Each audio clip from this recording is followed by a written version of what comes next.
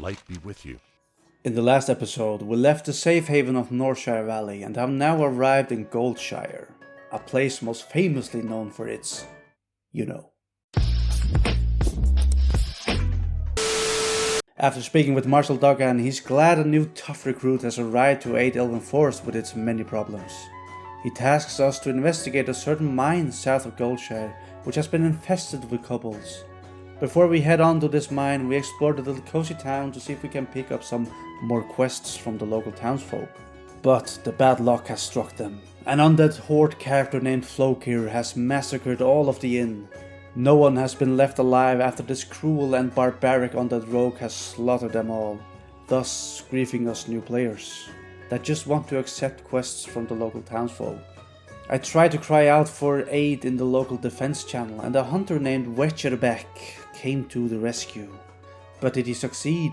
No, he just walked right past him and looked off, and the rogue just went on with his business. I thought to myself that life is too short for this, so I went on with my life to complete the only 2 tasks that I could manage to get at this time. Upon entering the mine, I quickly discovered that these kobolds possessed quite a challenge. It was hard enough to take on 1 kobold, but 2 kobolds could mean the death of you, especially if you didn't eat up and regain your lost health. I was taking on this opponent when suddenly his buddy patrol appeared out of nowhere and started to attack me too. I managed to get one of them down, but was overpowered by his buddy, resulting in my first death in classic World of Warcraft. Good thing I'm not playing hardcore. After this, I tried to be more careful of my moves and to not pull too many at a time. But if you just blindly charge into a minion, disaster will surely follow. Luckily, players around you will lend you their aid if needed, and this mage surely saved my life. I took a break from the kobolds and went to see if the farmers had any quests for me and helped them out as best as I could for now. I decided to farm for the rest of the gold dust outside the mine as it was more safe. After looting the last gold dust, I realized I had to go back into the mine as I had to explore what was going on. With some near-death experiences here and there, I managed to scout through the mine and hurried back to the town to report back to Marshal Duggan. Also, the grieving rogue had left the building, so I could pick up the rest of the quests in Goldshire. The next task from Marshal Duggan would throw me to Jasperlode mine, which was also infected with kobolds. Learning from my mistakes at the previous mine, I took swiftly care of these kobolds with no issues at all.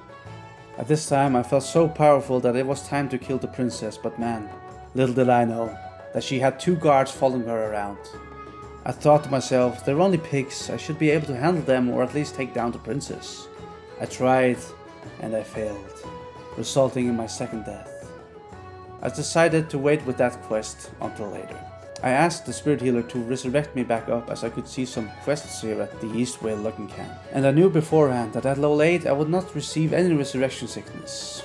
I took care of the wild animals, dying in the process, looted the sweaty bandanas from the Defias Brotherhood, and collected all the wood. It was time to turn in the quests and return to Marshal Duggan.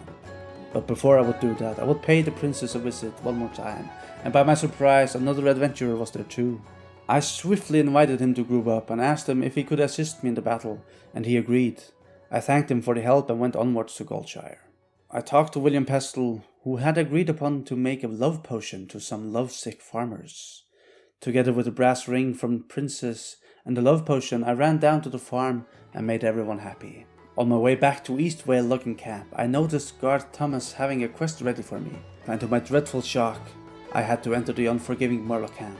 Murlocs are cruel little meat-eating fish people who will stop at nothing to bite your face off. What's scary about them is that they stay close in packs. Pull one and surely many more will follow. And if you're unlucky, they'll corner up on you and slaughter without any mercy. This Murloc quest has to be the most brutal quest I've encountered so far in Classic. I wasn't only doing low damage, but the Murlocs were hard-hitting mobs, especially when fighting 2 at once. I dinged level 10 and could finally put my first point into the town tree. Not that it made all the difference, but every little damage helps. So after struggling with the Murlocs for quite a while, Lady Luck finally gifted me with this badass hitting sword, but I couldn't equip it. I decided I would complete this quest before heading to Stormwind to learn 2-handed sword specialization. But after once again getting ganged up by 2 Murlocs at once while hitting like a wet noodle, I decided enough is enough and ran all the way back to Stormwind to train my two-handed sword specialization. Before I did that, I stopped at the tavern in Old Town to continue my warrior training. Harry Burlgard wanted me to steal the mug from Bartleby the drunk, but he didn't want to give it to me willingly. We fought and he succumbed to my ruthlessness and surrendered his mug. I gave Harry the mug and in turn I learned the defensive stance. After that I picked up the two-handed sword specialization skill, trained it up and went back to slaughter them all. After I had brutally taken my revenge and massacred the Murloc camp, I went to Marshal Haggard, who had promised me to craft me a shooting sword for a warrior. Feeling overly confident, I took both Deadtooth Jack and his Defiance minion on, but little did I know that this would not go as I had planned in my head. With Goldenbeard telling me the joke of the day, I fell down to my knees and died once again. I would not make the same mistake, so I 1v1'd Deadtooth Jack and ultimately sent him to the Shadowlands and took his key and opened the lockbox to pick up the badge of Marshal Haggard. I got the sword and went on to help Westbrook Garrison. Westbrook Garrison was crying out for help to eradicate a null threat that had infested a part of Elwynn Forest. I quickly went on to take care of them, but quickly realized that this was no walk in the park. I found Hogger all alone, surrounded by no guards. This was the time to strike. Again, feeling overly confident, I took on Hogger, alone, and perished. After killing some wandering gnolls that were easily picked off, I got the aid of another adventurer to aid me with killing Hogger.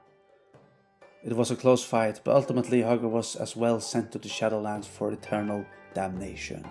I returned to Marshal Duckhand and reported of my deeds and was rewarded with a huge upgrade. I had now saved Elwynn Forest from the various threats and helped all the townsfolk. My next adventure brings me to Westfall.